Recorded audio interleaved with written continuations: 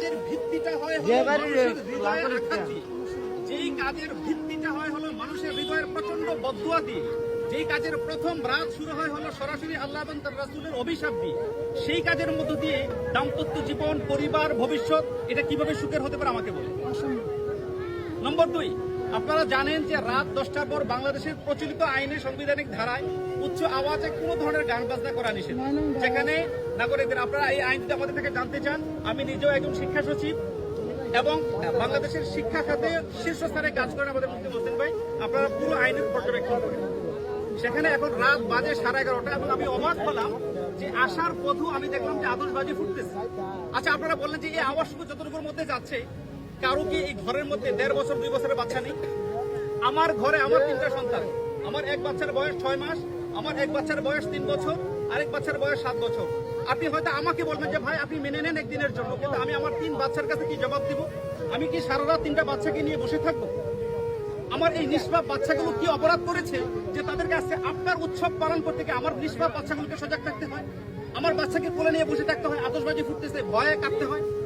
আপনারা জানেন গত পরশু রাতেও আমাদের একদম নিকটবর্তী জায়গা মিরপুরে এই আতশবাজির আওয়াজ একটা বাচ্চা মারা গিয়েছে। আপনার আওয়াজ আছে আমার বাচ্চা মরবে না, এই নিশ্চয়তা আমাকে দেন লিখিতভাবে যে আমার আওয়াজে আপনার বাচ্চা মরবে না।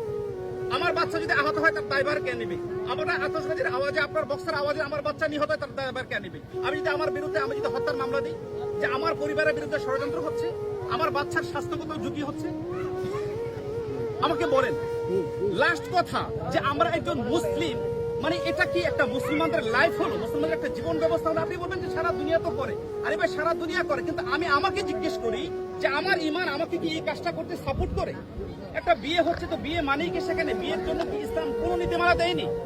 বিয়ের জন্য কি ইসলাম বৈধ কোনো রাস্তা আমাদের জন্য তৈরি করেনি?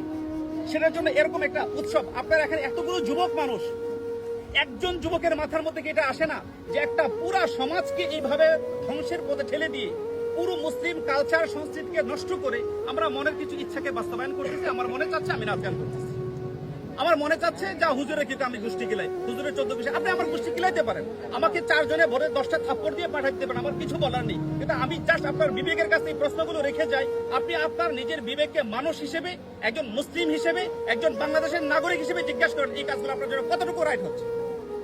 যদি আপনার বিবেক বলে এই সবগুলো সঠিক, আর আপনার বিবেক যদি বলে এই সবগুলো করে আপনার সমস্ত ক্ষমতা আল্লাহর উপরও খাটাবেন, খাটান, আমার কিছু বলার নেই।